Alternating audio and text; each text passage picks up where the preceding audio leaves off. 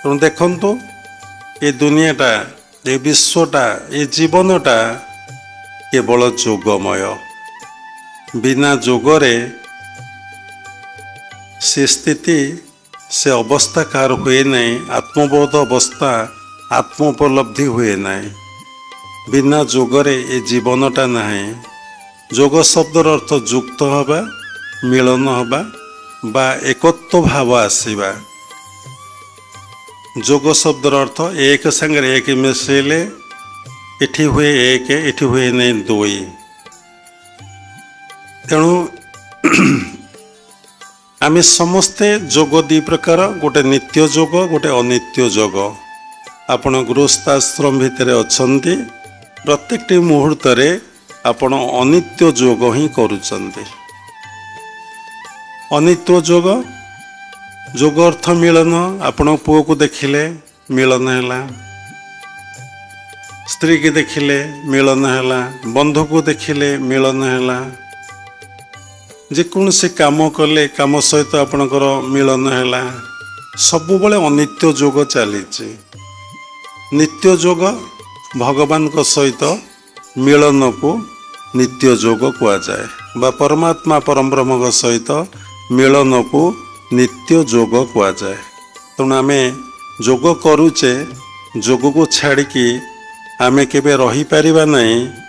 କିନ୍ତୁ ଆମେ କ'ଣ କରିବା ନା ଅନିତ୍ୟ ଯୋଗରୁ ନିତ୍ୟ ଯୋଗକୁ କେମିତି ଆସିବା, ଅନିତ୍ୟ ଯୋଗରୁ ନିତ୍ୟ ଯୋଗକୁ ଆମେ କେମିତି ଆସିବା, ସେଥିପାଇଁ ଆମେ ତତ୍ତ୍ୱଗୁରୁ ଗ୍ରହଣ କରିବା, ତାଙ୍କର ସାନ୍ନିଧ୍ୟ ବାରମ୍ବାର ଲାଭ କରିବା, ସତ୍ସଙ୍ଗର ଆଶ୍ରୟ ନେବା, ଗୀତା ଭାଗବତ ଯୋଗସୂତ୍ରକୁ ଭଲ ଭାବରେ ଅଧ୍ୟୟନ କରିବା।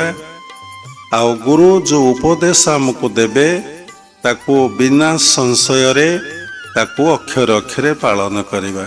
ତେଣୁ ମନ୍ତ୍ର ମୂଳଂ ଗୁରୁରୁ ବାକ୍ୟ, ଗୁରୁ ଯାହା ଆମକୁ କହିଦେଲେ ତା ଆମ ପାଇଁ ମନ୍ତ୍ର। ଯଦି ଗୁରୁଙ୍କ ବାକ୍ୟରେ ଆପଣ ସନ୍ଦେହ ଆଉ ସଂଶୟ ଆଣିଲେ ଆପଣଙ୍କର ସାଧନା ହେବ ନାହିଁ। ଗୁରୁ ଶକ୍ତି ଆପଣ ଭିତରେ ଆଉ କ୍ରିୟାଶୀଳ ହେବ ନାହିଁ। ତେଣୁ ଗୁରୁଙ୍କୁ ଭାଗବତରେ ଲେଖା ଅଛି, ସବୁ ଶାସ୍ତ୍ର ଲେଖା ଅଛି, ଗୁରୁଙ୍କୁ ନମଣି ମନର ଗୁରୁଟି ସାକ୍ଷାତ ଈଶ୍ୱର। ଗୁରୁ ହେଉଛନ୍ତି ସାକ୍ଷାତ ଈଶ୍ୱର। ମୁହିଁ ବସଇ ଗୁରୁ ଦେହେ, ମୋ ତୁ ଗୁରୁ ଭିନ୍ନ ନୁହେଁ। ଏଘେନି ଗୁରୁ ଭଗବାନ, ସେ ନୁହନ୍ତି ମନୁଷ୍ୟ ସମାନ। ତେଣୁ ଆପଣ ଗୁରୁ ପାଖରେ ଯଦି ସନ୍ଦେହ ସଂଶୟ ଆସିଲେ, ଗୁରୁ ଆଉ ଭଗବାନ ଅଭିନ୍ନ, ଗଡ୍ ଇଜ୍ ଗୁରୁ, ଗୁରୁ ଇଜ୍ ଗଡ୍। ତେଣୁ ଅଭିନ୍ନ ଭାବ ଆପଣ ଆଣିଲେ, ମୋ ଭିତରେ ଗୁରୁ ଆତ୍ମା ରୂପରେ ବା ପ୍ରାଣ ରୂପରେ ଅଛନ୍ତି, ଏଇ ବୋଧ ଆପଣ ଭିତରେ ଆସିଲେ ଆପଣ ଭିତରେ ଗୁରୁ ଶକ୍ତି କ୍ରିୟାଶୀଳ ହେବ, ଆପଣ ସାଧନାରେ ଆଗେଇ ଯିବେ। ତେଣୁ ଯେଉଁ ଉପଦେଶ ଦେଲେ ସେ ଉପଦେଶକୁ ଆପଣ ପାଳନ କରିବା ପାଇଁ ଚେଷ୍ଟା କରିବେ। ସବୁ କ୍ଷେତ୍ରରେ ନିଷ୍ଠା ଦରକାର। ବିନା ନିଷ୍ଠାରେ ସାଧନାରେ କେହି କେବେ ଉପଲବ୍ଧି କରିବେ ନାହିଁ। ଖାଲି ଯୋଗ ଅଭ୍ୟାସ କରିବାଟା ବଡ଼ କଥା ନୁହେଁ, ଯୋଗ ଅଭ୍ୟାସ ସହିତ ଆପଣଙ୍କର ଭକ୍ତି ଭାବଟା ଥିବା ଦରକାର। ଯଦି ଭକ୍ତି ଭାବ ଆପଣଙ୍କ ଭିତରେ ନାହିଁ, ଖାଲି ଯୋଗ ଅଭ୍ୟାସ କଲେ ଆପଣଙ୍କ ଭିତରେ ସାଧନାରେ ସିଦ୍ଧି ଲାଭ କରିପାରିବେ ନାହିଁ। ସିଦ୍ଧି ଅର୍ଥ ସକ୍ସେସ୍, ସିଦ୍ଧି ଅର୍ଥ କୋମଳତା। ଆପଣ ଦେଖନ୍ତୁ, ଆମେ କହୁଛେ ଏ ପରିବାଟା ସିଝି ଯାଇଛି, ଅର୍ଥାତ୍ କ'ଣ ହେଇଛି, ପୁରା ନରମ ହେଇଯାଇଛି, ପୁରା କୋମଳ ହେଇଯାଇଛି, ସବୁ ପରିବା ସହିତ ମିଶି ଯାଇଛି। ତେଣୁ ସାଧନା କଲେ ଲୋକଙ୍କ ଭିତରେ କୋମଳତା ଆସେ, ନମ୍ରତା ଆସେ, ବିନୟ ଭାବ ଆସେ। ସାଧକ ସବୁରି ଭିତରେ ମିଶିଯାଏ, ଆଉ ସବୁରି ଭିତରେ ସେ ଆତ୍ମସତ୍ତାକୁ ଉପଲବ୍ଧି କରେ। ସେ ଦେଖେ ମୁଁ ସବୁରି ଭିତରେ, ମୋ ପ୍ରଭୁ ସବୁରି ଭିତରେ ବିଦ୍ୟମାନ। ତେଣୁ ଗୀତାର 8ମ ଅଧ୍ୟାୟରେ ଲେଖା ଅଛି, ପ୍ରୟାଣ କାଳେ ମନସା ଚଳନା ଭକ୍ତା ଯୁକ୍ତ ଯୋଗ ବଳେନଶ୍ଚୈବ। ଭକ୍ତି ମାର୍ଗ ଦ୍ୱାରା, ଯୋଗ ମାର୍ଗ ଦ୍ୱାରା ତୁମ ଗର୍ଭରେ ବା ମୋ ସହିତ ଲୀନ ହୋଇପାରିବ। ବହୁ ସାଧକ ଅଛନ୍ତି ଯୋଗ ମାର୍ଗ ଅଭ୍ୟାସ କରନ୍ତି, ଭକ୍ତି ମାର୍ଗକୁ ଛାଡ଼ି ଦିଅନ୍ତି। ସେମାନେ କିଛିଟା ସିଦ୍ଧି ଲାଭ କରନ୍ତି, କିନ୍ତୁ ତାଙ୍କ ଭିତରେ ସେଇ କୋମଳତା, ସେଇ ନମ୍ରତା, ସେଇ ବିନୟ ଭାବ